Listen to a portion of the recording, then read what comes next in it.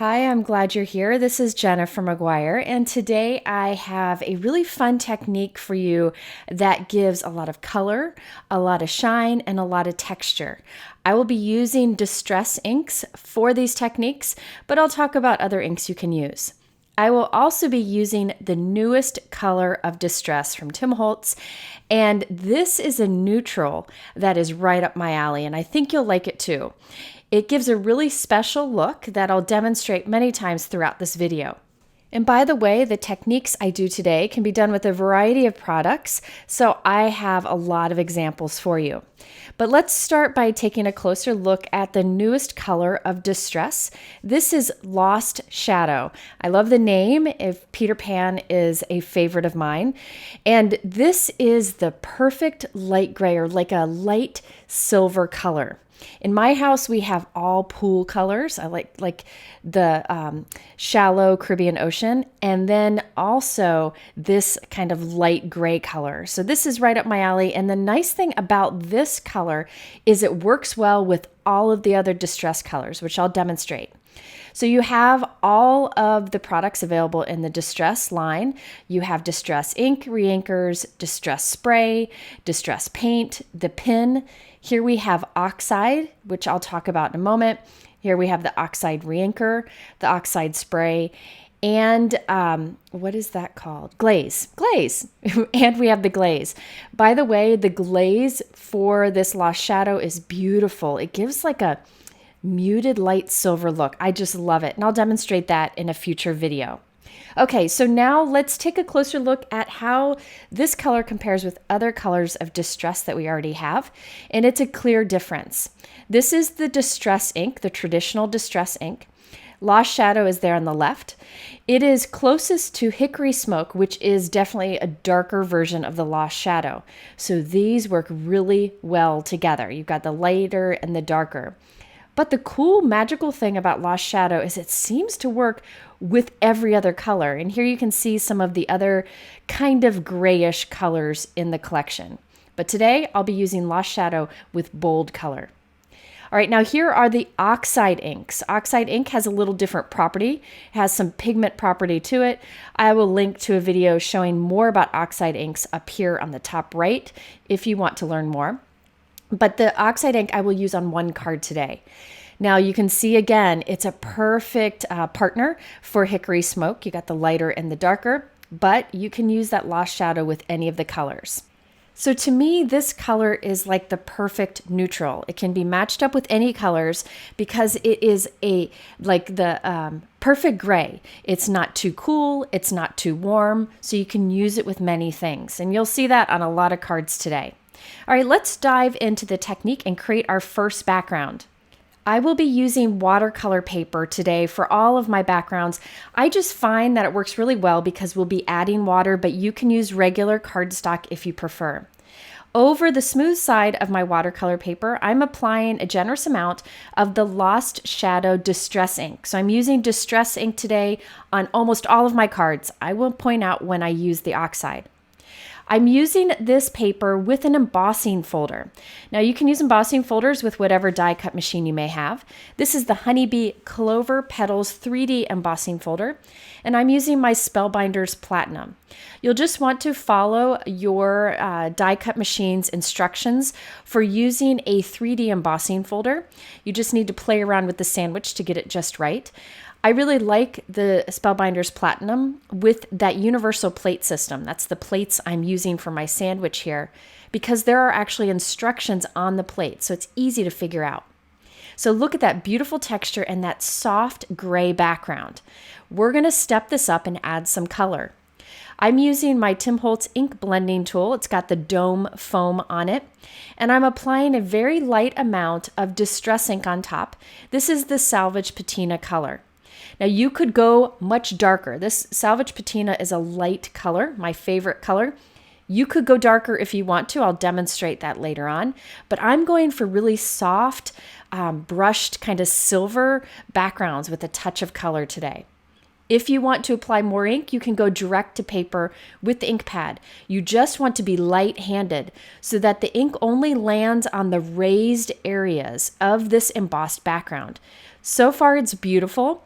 but I'm going to step this up and give it a pearly shine. Now you could skip this step if you want to, and you could use other shimmer sprays if you want to, but I prefer Ranger's Perfect Pearls. Ranger Perfect Pearl is that pigment powder that's in that tiny little jar. A little goes a long way. I have filled up a Tim Holtz sprayer with water, and I put about a teaspoon and a half of that pigment powder into that bottle. You shake it really good, and you can keep that bottle forever. I've had it for a long time. I will spray it generously onto our cardstock, which will cause the colors to blend, and it'll leave a pearly shine that is just beautiful. You could set this aside to dry on its own, but what I like to do is heat set it a bit to kind of dry it some, and then I usually add another layer of spray just for more of that pearly shine. Now, the absolute unfortunate thing of this technique is it is hard to see that pearl in the video, but in real life, it is stunning. What happens is the pearl that we add on top hits that lost shadow and looks like a really light brushed silver.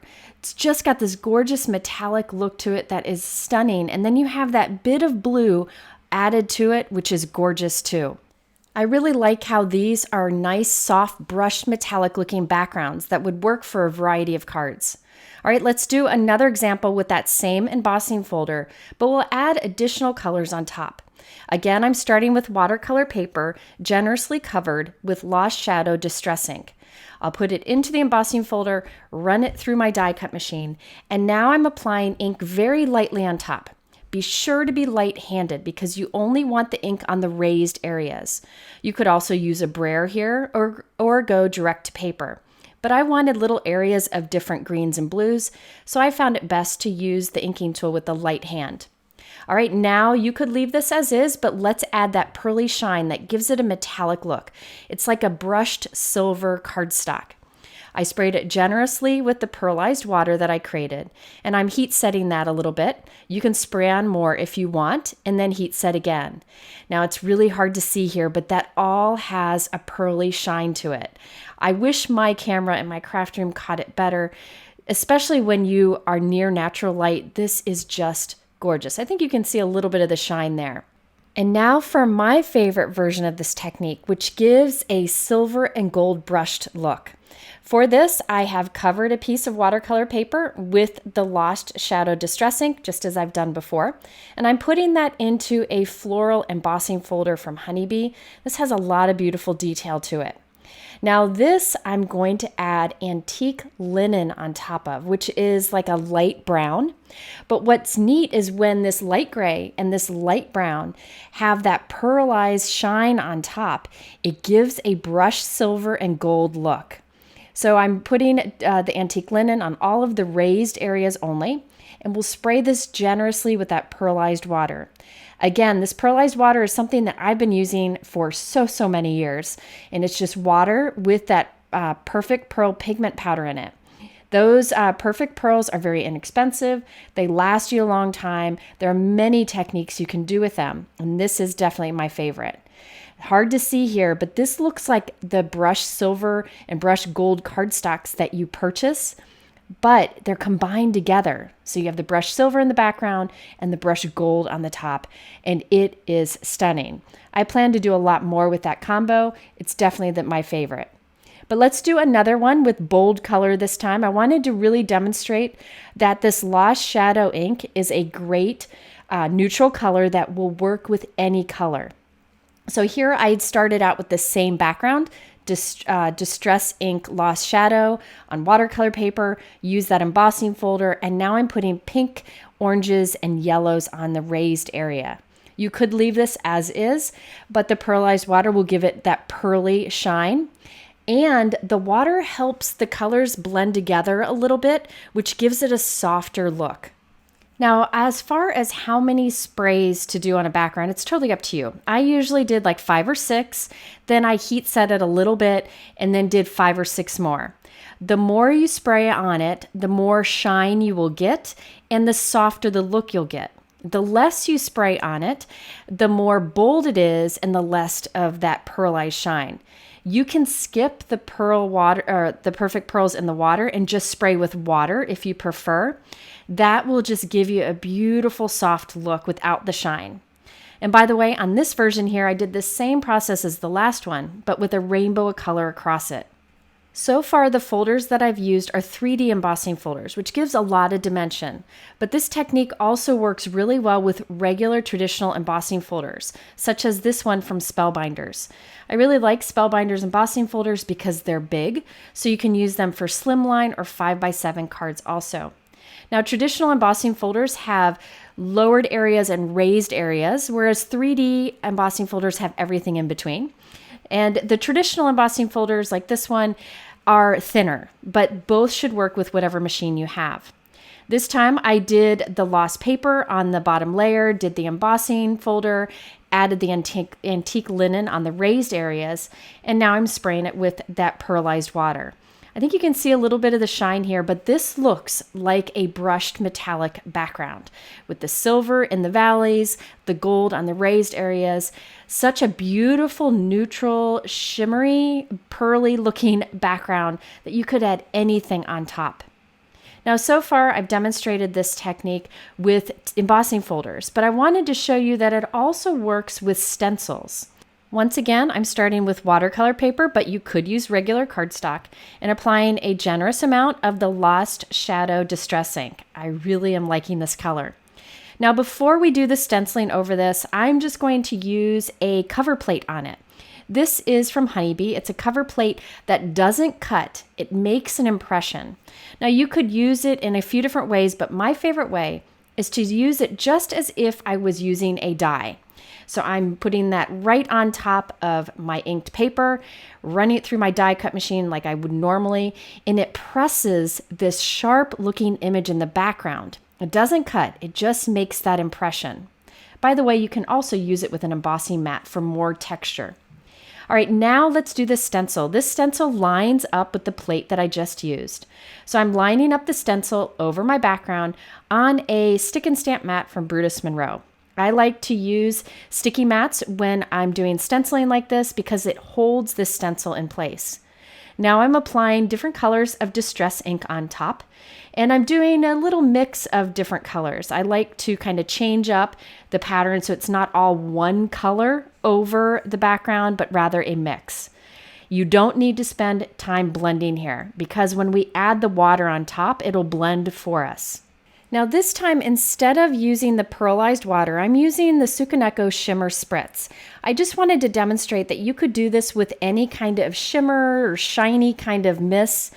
I do recommend something that doesn't add color because you want the distress ink colors to show through. Now this will give you more sparkle as opposed to that pearly look of the other. Also, with this technique, I like that I'm able to make more with the perfect pearls when I need to. But this is also very beautiful. Another option would be to do the pearlized water as I've been doing and then just spray a little of this on top at the end, just a couple spritzes, and it gives a little bit of sparkle. So again, the perfect pearl water I made before gives a pearly look. This gives more of a kind of twinkly sparkle without changing the color below. There you can see the shine on this, and look how soft that is and has that brushed metallic look. Definitely my second favorite of the bunch today.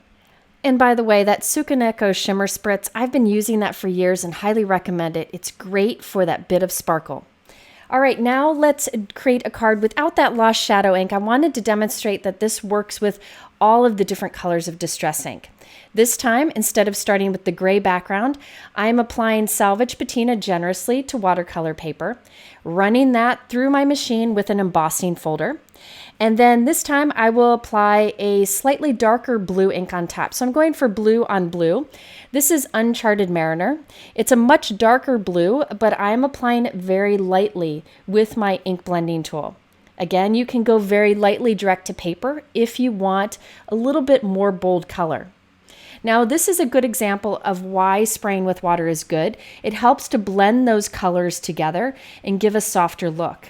And by having that perfect pearl pigment powder in the water, this will have a beautiful pearly shine. I think you can see the pearly shine on this a bit better in the video because the color's a bit darker. So yes, today's technique works with whatever colors you would like. And you can do this technique with other water reactive inks. You just want to make sure your inks you use react with water, and nothing reacts with water better than Distress ink. Now, all of my backgrounds so far use Distress ink, but I did want to demonstrate this using Distress Oxide ink. I do the technique in the same way, and you get a similar result, just a little difference. Now, Distress Oxide inks have a little bit of a pigment property to them, so you can see it goes on creamier. And it is especially beautiful in this light gray lost shadow color. So I applied a generous application of that on watercolor paper, run it through an embossing folder. I love the soft look here, by the way. This is a great neutral background that has a little bit more interest to it than plain white cardstock. So if you're looking for that perfect light gray cardstock, you can make your own with this color of Distress ink. Okay, now on top of this, I'm applying some Peacock Feathers Distress Oxide ink. I'm applying that very lightly on the raised areas, and now I'm spraying it generously with the pearlized water. Now with the Oxide ink, I found that the colors blend more and they soften more, but the results are very similar to what you get with Distress ink, so you can use whichever inks you may have, and that shine on top is beautiful. Okay, so now I have a bunch of textured backgrounds with beautiful shine to it, and it's time to create some cards. And I'm going to share some tips on how to use backgrounds like this and come up with a design that works with a variety of products. Let's get started by doing the note card that you see there, the white note card. It's hard to see in the photo, but there is a rainbow pierced pattern to it, which just adds a lot of interest to this simple card design. So I am using a Coverplate die from Honeybee Design, and this just has piercing pattern to it. It doesn't actually cut anything. The way I chose to use it this time is to tape it on the front of a note card, keep the note card open, and run it through my die cut machine, following the instructions for making an impression with a die.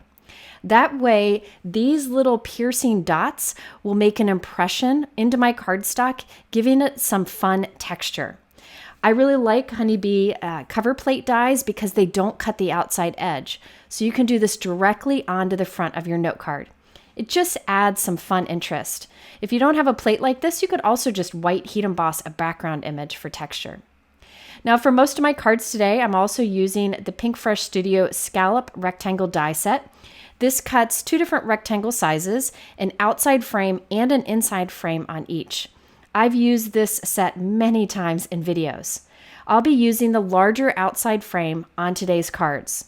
For something a little different, I am gluing my textured background up in the top left corner, but at an angle. I'm setting it there wonky. I think it just creates a fun, unexpected card design and something a bit different.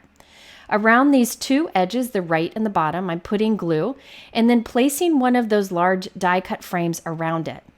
Once I've given that a little bit of time to dry, I will flip it over and cut all of the excess off. It's best to flip it over so that you can really see where to cut, and use scissors with long blades. That also makes it easier to cut straight. Now that leftover frame that we cut off, instead of letting it go to waste, I'm going to glue it right on top of the other one that's on my card, and that'll give us a bit of added dimension. Also remember these pretty pieces that we cut off. Don't let those go to waste. You can assemble them on another card in the reverse design, or you can use them as strips on a card.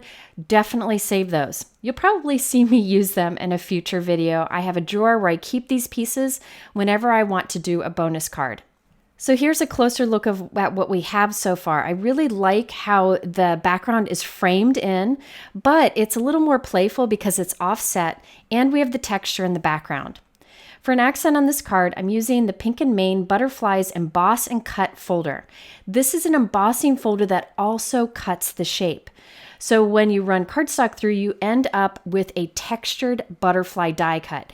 I love this die cut so much, and I use it quite a bit in this video. Now for the butterfly that I'm doing on this card, I wanted it to have that brushed silver look. So I have a piece of watercolor paper. I covered it with the Lost Shadow Distress ink, running it through this emboss and cut folder. Then I will spray it generously with the pearlized water. And when that dries, we have what looks like this faux light metallic embellishment, I guess you would say. It's got the texture, it's got the shine. I wish you could see it in real life.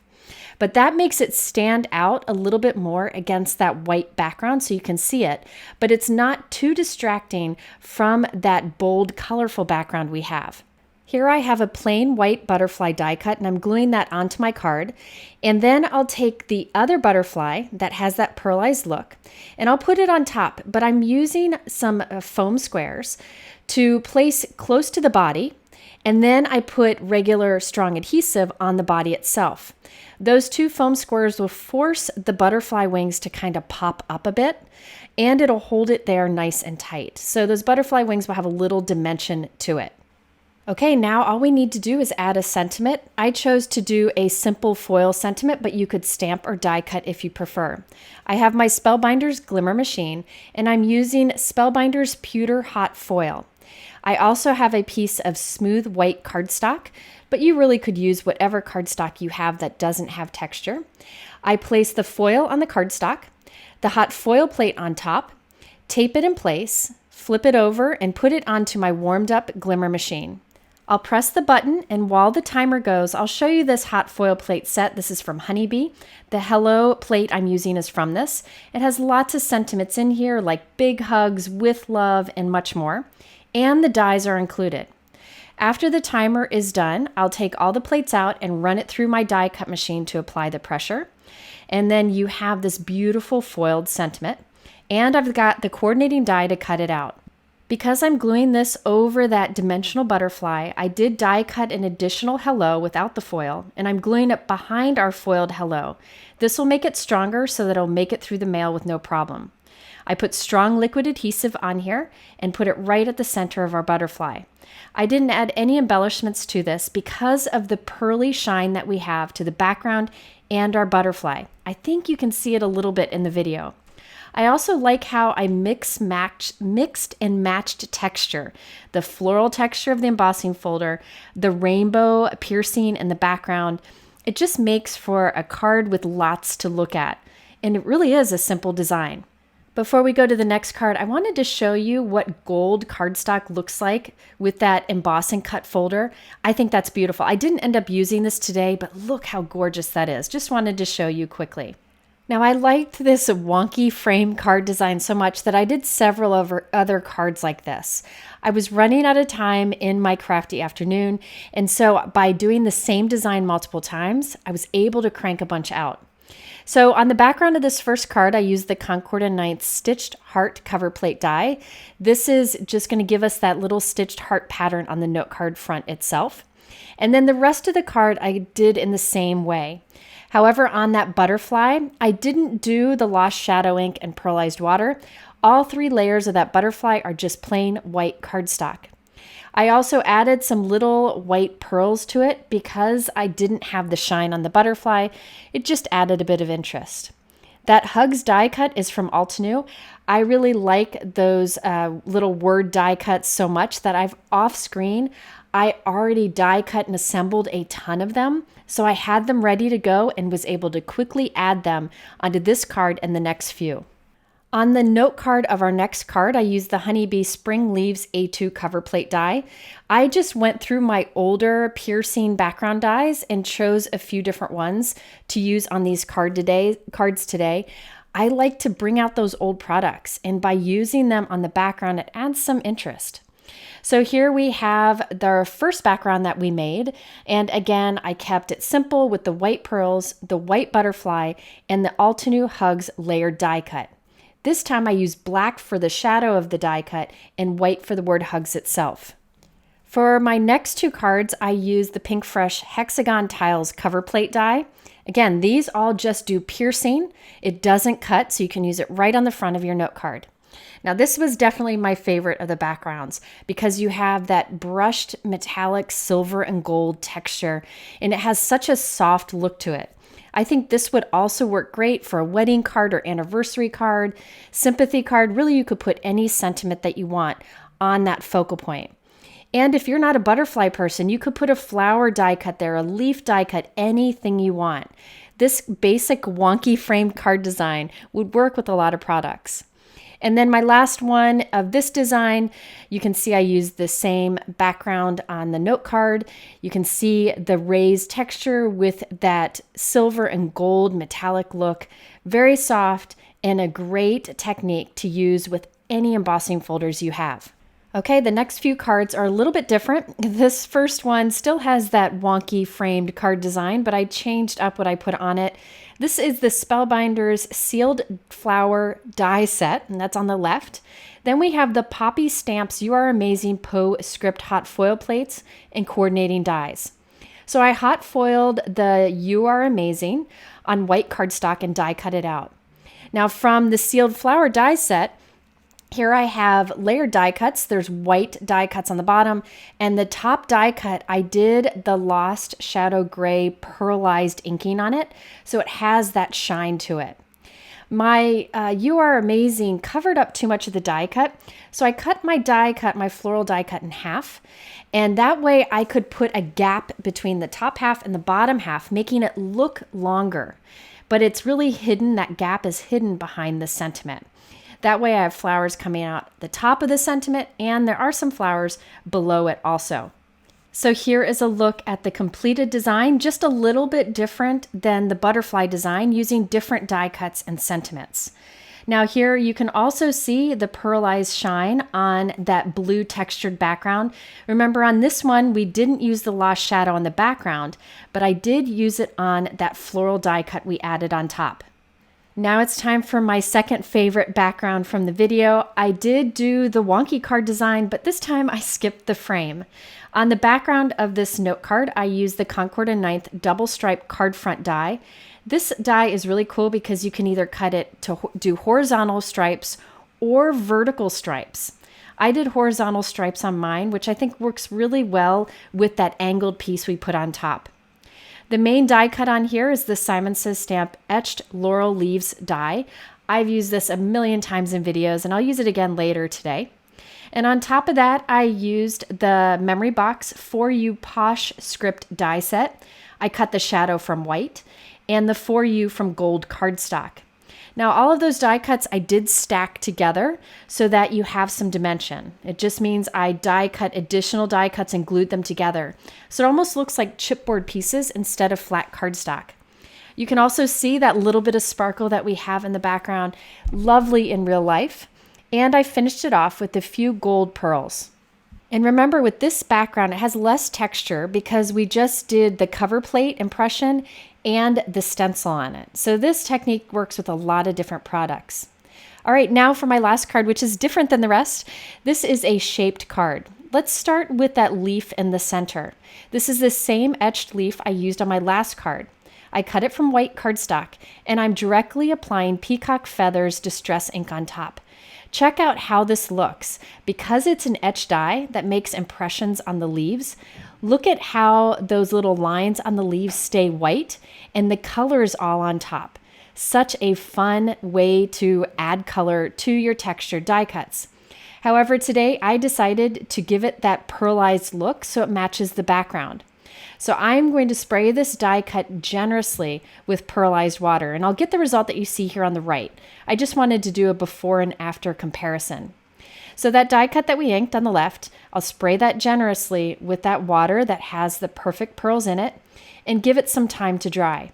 That will help blend the color in, so some of that color will seep into those little lines on the leaves, and it'll get a pearly shine that will match our background. For the card itself, I'm using a new frame die set from Honeybee. I really like the style of this because it's so unique, and you can layer these all together, use a couple together, or use them individually. I'm just using the outside for the card shape, and then the one that's just slightly smaller for the center of our card. Now I cut 2 of the large frame, and on this second one that's plain, I did a score line about a 1/2 inch from the top of the die cut. I will then fold back and forth along this score line. This will form a hinge that will form the back of our card. I'll put liquid adhesive or something very strong above that score line. Then I'll take my card front and line it right on top and give it some time to dry. On the front of my card, I added another frame. I cut down one of my textured backgrounds and added that. I also added the leaf and then this thanks sentiment from Sunny Studios stamp set and coordinating dies. I did also add a few pearls to the frame itself. So this was a really easy way to make a shaped card using a large frame die. And here you can also see the texture that those frame dies give. It gives a lot of impressed detail. I love that Honeybee offers that. Also, the background that I did there, the gray and blue background, I actually cut it in half so I can make a second card with that one background. There you have it, a fun way to use your distress inks and different products you may have for a textured, shiny background. If you're interested in any of these supplies, I have them linked below in my YouTube description, but I do encourage you to go over to my blog because I have lots more information there. At the end here, I'll link to a couple other distress ink videos. Thanks for watching. Have a great day. We'll see you soon.